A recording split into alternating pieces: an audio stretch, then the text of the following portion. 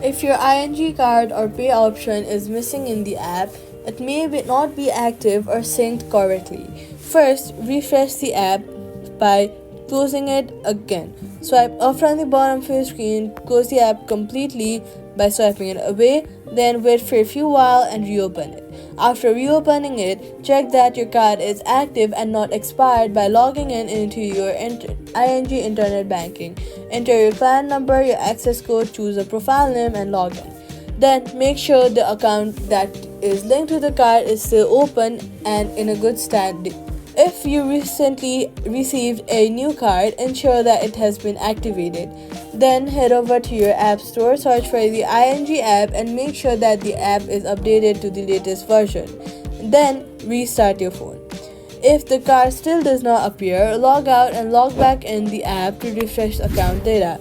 And that's it. Subscribe for more quick fixes.